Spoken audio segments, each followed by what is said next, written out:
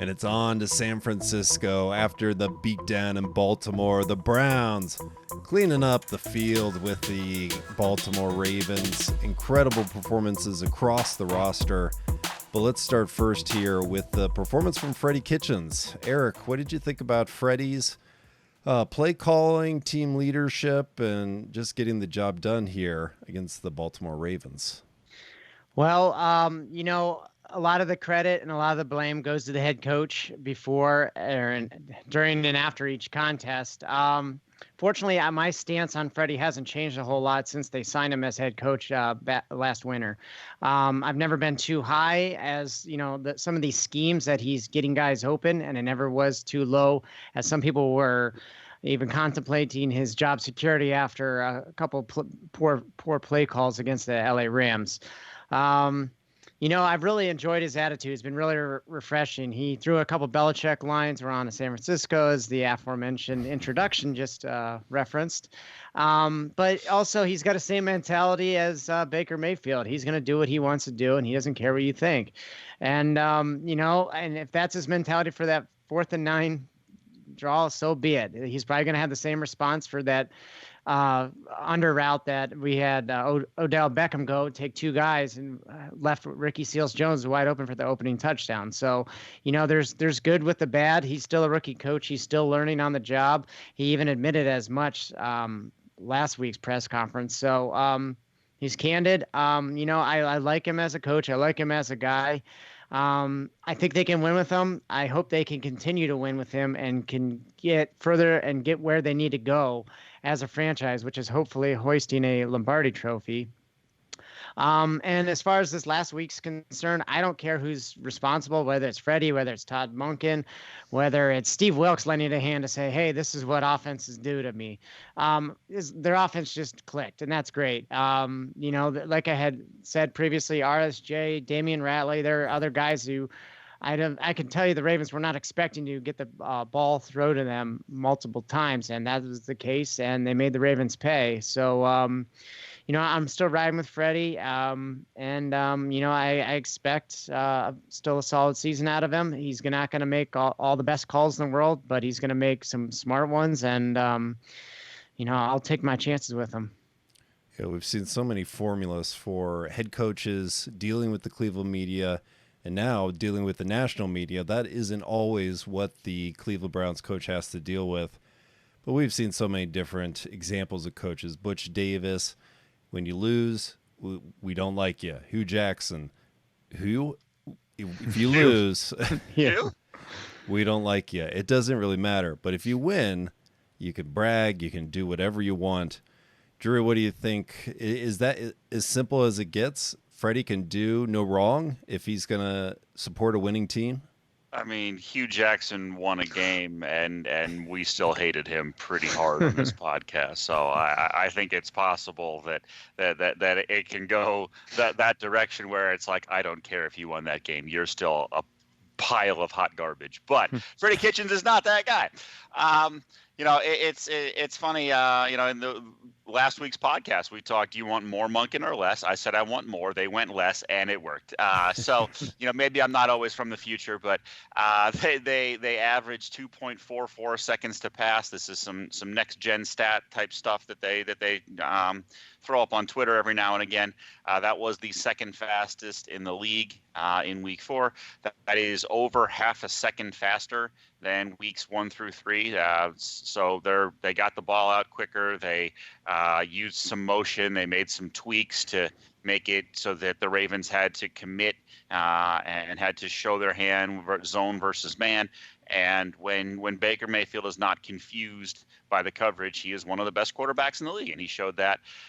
He didn't put up 5 or 6 touchdowns, but he moved the ball pretty much at will against what should have been a pretty good Ravens defense, and they made a mockery of that team. They only gave up 1 sack to Bowser, and really pretty much it. They turned that whole Ravens team into a bunch of Marlon Humphreys, just a bunch of choke artists, just choke slamming people the whole time. It was just like the Ravens just decided to just go out there and choke against Odell Beckham Jr. So, and company, right? So, it was nice to watch the Ravens choke, and great to see the Browns come out with a victory. In typical Ravens fashion, the team released its latest version of the Ray Rice's fiance is sorry for her part in the incident tweet. That being, well, Marlon Humphrey didn't really choke him. It just looked that way on TV. Sure thing, guys. It's fun that this is becoming a rivalry, though. I don't think these teams like each other all that much. You could tell that by the Ravens player literally choking Odell Beckham Jr. And it's fun that it's become this, and it's fun that that Freddie Kitchens absolutely outcoached John Harbaugh, who I have respect for, one of the few people on that team. I think he is one of the better coaches in the league. And Freddie Kitchens absolutely got the better of him this week, so it was great. Okay, 2 Harbaughs at the front of the unemployment line end of the season. I'm calling you are driving that train, man. If that thing comes to pass, hat tip. Yeah.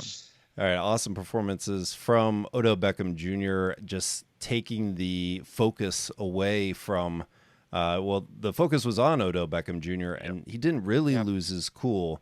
There was, some battles between him and Humphreys, and I really like what he's doing this season. He is focused on winning. He's focused on being a team player, and that led the way for Jarvis Landry to have a great game. That led the way for Nick Chubb to have an incredible game at halftime. Not a great performance. I think the announcers were calling that out, saying, the Ravens have kept the Browns in check with their run defense. Second half was a different story. Nick Chubb breaking off some big runs. It was an awesome performance from Chubb, and hopefully we see more of that as we're traveling to San Francisco for a Monday Night Football game this Monday night. Drew, what are you expecting in this game? Is Jimmy G going to be the shining star on Monday Night Football? No, I do have to say to Eric Sonnier as well. We're giving out kudos for things we've predicted. Eric Sonnier has a new guy on this podcast. It's not quite Dylan Windler level, but Ricky Seals Jones. There was somebody on this podcast that called him being a pretty good player, and it certainly was not me. So, congrats. I was due to be right one of these times. Do I think Jimmy Garoppolo will be the shining star on Monday Night Football? No, I do not. I think he's a decent player, though. This is a guy who's completing 69% of his passes. He has a 96 quarterback rating.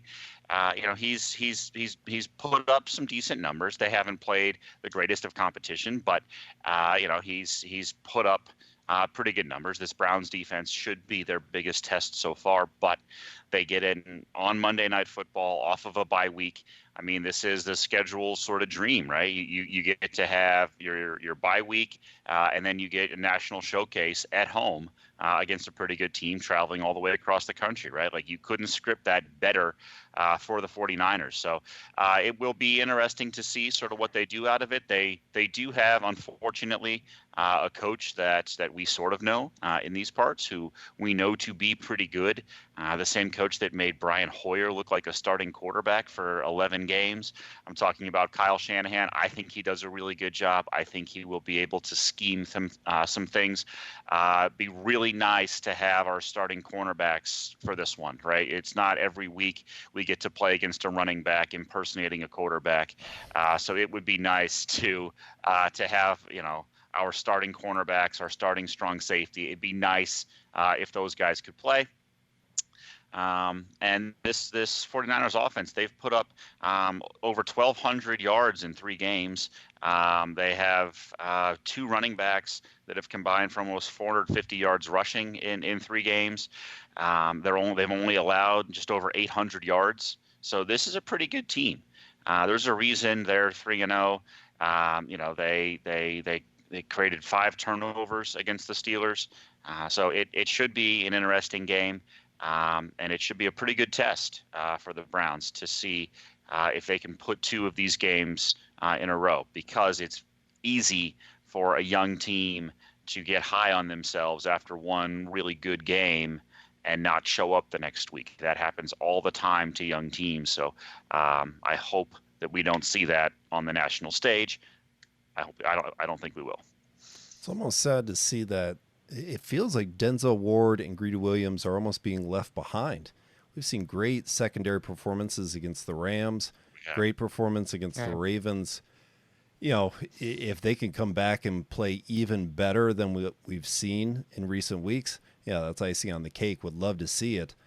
But we haven't really missed them. So it would be great if they could get back in that lineup and see those guys dominate and create some turnovers against Garoppolo here coming up. Eric, what worries you about the 49ers other than travel, as Drew spelled out there? Well, I mean, you look at their schedule, as Drew had alluded to, not the most murders of row, playing two teams that did not have a victory entering last Monday night's game, defeated both Cincinnati and Pittsburgh. They also beat Tampa Bay, who's a very Jekyll and Hyde team. I mean, they lost a terrible game to Carolina and then came back and put up 55 over the LA Rams. So, you know, I'll give that one as a pretty quality win. And I guess beating Pittsburgh, I know Big Ben wasn't a part, so I guess that's a okay win. You know, what kind of worries me is they have a pretty sound defensive unit who, I believe Drew had said, they had forced 5 turnovers, and they've not given up more than 20 points in any game this season. I think the Browns have a pretty good offense, but, you know, they have to stick with their game plan and, you know, not settle for field goals in the red zone and make, you know, smart play calls. And I'd feel a lot more confident then. Jimmy G, I mean, he had an absolute train wreck of a preseason, but he's been coming on since the actual season's coming on. So I don't know what to make. I'm worried more about him than I am Lamar. I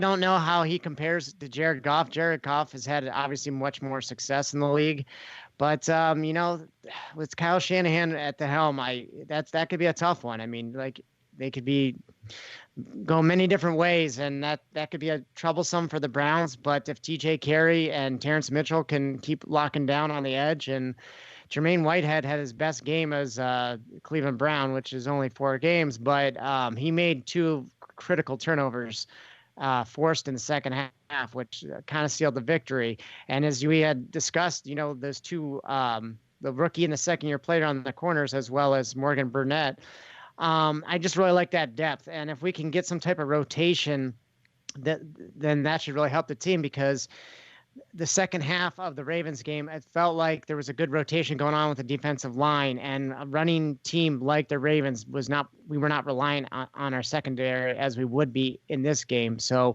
if we can get a little more confident, I could be a little more confident in their secondary if we can continue to see healthy bodies and solid players within this secondary unit. Yeah, potentially a couple of great defenses facing off. Man, ESPN's dream, a defensive battle on Monday night here. We'll see if they can light up San Francisco. But this got me thinking, and I think just personally for us, all of us have kids now, and it makes watching the game a little bit more interesting, especially those afternoon games. But we have a couple of different national games. We've already seen Sunday night game, a Monday night game.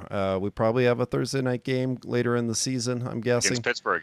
Yeah, so you do. Yes, you do. We are hitting all of those big national television games, as well as the first week we were on the 3:00 start, or 4:00 start there for the afternoon game. It's a little bit more nationally covered. I don't know. What do you guys think is the best platform? What game do you enjoy the most? Is it Monday night, that the tradition that's tied to Monday night, or do you think Sunday night has replaced it? For me, it's Sunday night. For me, Sunday night has replaced it. It's there's prestige to that because they flex that game, you know. So you know it's the best teams, and it's the game. It should be a showcase game. They get to sort of pick it. The NFL picks, you know, which game is Sunday night essentially. So That to me has become the game to watch. That's always a good game. It's always a good way to end the weekend. Selfishly, being out of town, I can watch it, not like have to stream it or go somewhere to watch it. So that's the one for me. That's the game that I look forward to, that I watch, that I sit through all the commercials for, everything. That has become the game of the week for me personally. Eric, what do you think? What Todd Gurley was talking about, how he hates the Thursday night game. Do you think the NFL should just get rid of Thursday night? And do you agree with Drew on Sunday night being the better night for football? Well, Thursday night, I'm okay with leaving it, but there's been a lot of rumors or a lot of chatter of 17-game season and this and that. And then a lot of people were saying two bye weeks. Well, if people are going to have Thursday night games, I'm okay with that as long as you have that bye week in between the Sunday and Thursday. So you got it good on both sides. I don't see what would be the issue if they're forced to play Thursday night games. At least have them have a couple days off, other than just no padded practices between game to game. And as far as the best platform, yes, I would agree that the best platform is that Sunday Night Football. I don't really have favorite announcers. I have announcers that I do not care for, but Al Michaels and Chris Collinsworth, you could do a lot worse than them. So, so that's really, a big feather in their cap, I guess. There's also the Sunday night vehicle truck that was made a big deal by local outlets here. So there's one thing that other games don't have. But personally, I like that Sunday afternoon. I love the 1 o'clocks actually, but that was not one of the choices. So I will go with the Sunday afternoon 4:05, 4:25 kickoff. I would like a good night's sleep, and I obviously am an early riser with young kids, so I don't really like waiting multiple hours before the kickoff and then only to be tired at the end. So, Sunday nights, it's a magical one, but, we got a couple 4:25s coming up. Those are going to be pretty exciting as well. Eric's going to go to bed right after we record this podcast. Exactly. So he's already asleep. We got to finish up here. Is it me or is Booger McFarland either disappointed? I should have referenced him. I had him in the back of the head once I said that about announcing. He's like ranting on everyone, like trying to just, this is why I'm disappointed in you, referee. And he's trying to make Jason Witten look not terrible at announcing, and he's doing a decent job of it. It is something to behold, and that plays a fairly significant factor to me. Collinsworth and Michaels are actually pretty good announcers. I think they're pretty good. I think Chris Collinsworth is pretty good at his job. I really do.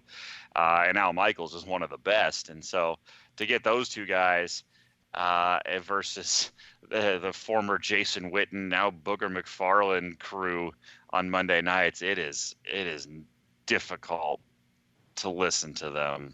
So, Eric, were you thinking of the Boogermobile as well? Yes, of course. Oh my goodness, I don't know what's happening to Monday Night Football, but they need a big shot in the arm with that announcing crew. I mean, you got Tony Romo on CBS going pairing with Jim Nantz, and that's easily surpassed Monday Night Football. And then you got Thursday, you got Buck and Aikman. I mean, outside of Kyle Schwarber, Joe Buck's half decent announcer. So again, I'll throw them right ahead of him too. So I don't know, but unfortunately, we used to get the Spiro Didis. Sorry to throw names out there. Adam Archuleta, just the worst of the worst. And I was putting Jim Donovan, and I had to sync up the TV to try to get Donovan and Deacon on the, so I can hear it as well as watching the game on. So I'm glad we're not there. I'd still like to hear Donovan, but sometimes we have a lot of people over, and it's Monday Night Football. It's not always feasible. Yeah, to pull a wrestling reference here, I feel like Booger is trying to be a heel commentator, And he's not the person that you can trust. He's the person that makes you angry about his opinions about your the team. Bobby the Brain Heenan. He's Bobby the Brain Heenan of football announcing. And I want, I want to be able to trust the opinion of the people in the booth. I want to see the heels and the baby faces out on that field. And I want you to explain what's going on out there and lead me through this game, but not, don't piss me off while I'm watching the game. If you can be neutral, or even, I don't know, John Gruden did a pretty good job of sucking up to both fan bases. I felt like he at least did a good job of sucking up to the Cleveland fan base. I think he always got good marks from Cleveland Browns fans with his Ohio connection as well. But yeah, I don't know. New team. Hopefully they grow into it. Hopefully they find their role. But I don't know. It might be that ESPN formula trying to create controversy, and that's just bleeding into the booth of being opinionated and, not being absolutely trustworthy as the number one quality for any of these people. Let's move into the final promo, and it's going to be a sad one. We're saying goodbye to the 2019 Cleveland Indians. It was a tremendous battle. I tried to inject some positivity into the podcast last week, and it immediately backfired. I think we lost the game that night. I think we lost the game the next night, and were swiftly eliminated from the playoffs. So, Drew, final promo here. Say goodbye to the tribe, and are you excited, or how do you feel about next year? Yeah, it's too bad. This was a team that we were mentioning some of our former coaches, so I'll try to get through all of them. This was a team that really played their guts out there. They really battled through a bunch of adversity. There were gut decisions that they made that some worked out, some didn't. But it was a team. What is this reference? Oh, so they played their guts out. Butch Davis. Butch Davis. Oh, okay. They battled was Pat Shermer. Right. Okay, gotcha. The gut decision was Eric Mangini. Okay, I was going to go with, it was really down to a coin flip towards the end there. That's Romeo Cornell. Oh, beautiful. In terms of if they were going to make it or miss it, and they just missed out. I guess I won't call anybody for playoff tickets. That's Mike Holmgren. It was a good season, though. All jokes aside, this team really fought through a lot of adversity, like injuries. It's like one of the best pitcher got cancer. It was brutal. Some of the things that this team went through, and they were right there all the way to the end. And that shows a lot about the manager. That shows a lot about the heart of this team. And at the end of the day, we're going to lose Yasiel Puig. That's not great. We're going to lose Jason Kipnis. I think he can be replaced. They're going to either have to spend a lot of money or lose Corey Kluber. I don't know where that's going to go. But there are a lot of free agents out there that are in their mid 30s that can still ball, that might not get these massive deals. I'm talking the Nelson Cruzes of the world, the Hunter Pences of the world, the Jason Haywards.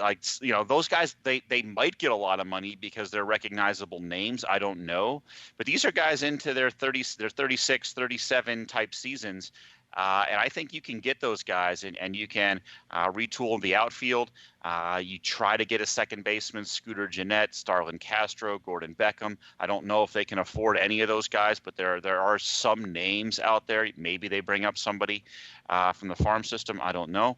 But I think this team has a chance if they can get all of this pitching healthy for maybe making one more run.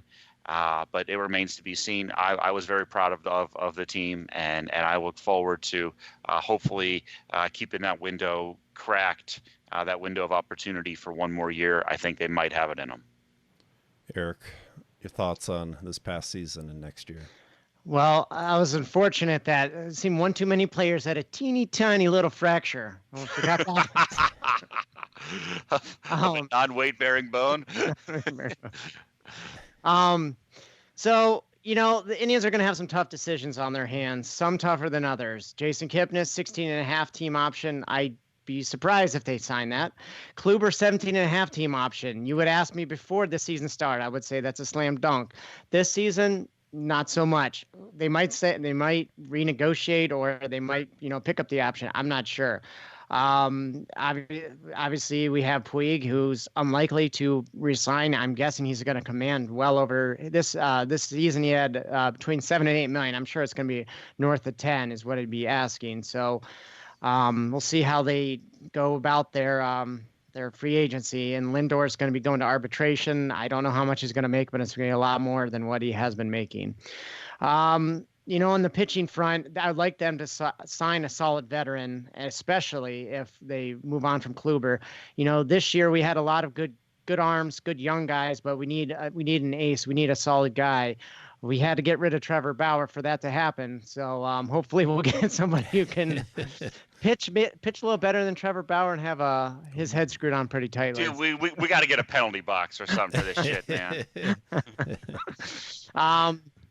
And then obviously in the fielding side, you're going to have to replace likely Kipnis and Puig. What I did not like the team doing is they went to both sides of the spectrum. You had Max Moroff, Eric Stamets, and Brad Miller, 3 young guys who are unproven and are still unproven. And then on the other side, you had Leonis Martin and Carlos Gonzalez, 2 people who are much older, who might have proved something a long time ago, but did not prove anything here. So try to go somewhere in the middle, as Drew said, some guys in the 30s that are lower to mid 30s that can at least give you a good 20, 30, 50 games. That's, we're not going to have to worry about, some of our outfielders batting 1 something or even a second baseman. I mean, I was just really disappointed this last offseason with all the payroll slashing. I mean, I think they made a decent move getting Carlos Santana back. He's making $20 million, and you see what he did. He earned it. So he's got 1 more year at that salary. So, yeah, this is likely the last year of this window. He's not the only reason, but that's the most recent reason I just said. So, yeah, I think they can make it work, but a lot of things are going to have to go right, and they're going to have to make a lot of shrewd decisions this offseason. Yeah, it's been a year of additions, great additions that we're pretty surprised. We tried to break down who we thought was going to be in the starting lineup. Franmil Reyes, Oscar Mercado, awesome pickups, people that are going to stick around from years to come. Great pitching rotation, even though we didn't have Kluber being the ace and maybe someone else who went to Cincinnati. Sorry, Drew. What is it going to take to stop doing this, guys? But for me, my hope is attached to, and Sonia mentioned this, Frankie Lindor. He's going into arbitration, but can we please lock up or partner with Francisco Lindor for years to come? Have him. He is the heart and soul Enjoy of this him while team. He's here. Yeah, it's sad, but he's the heart and soul of this team. He is the person who shows up throughout the season when other guys are struggling. Lindor has been a constant force, both personality wise as well as in the lineup. Great player. Yes, we need to enjoy him next year. But man, you continue the hope and the belief for a wider group of people if you have Francisco Lindor on this team for years to come. But we'll keep the belief no matter what, even if Lindor goes to greener pastures, and by greener I mean a ton more money in New York or Boston.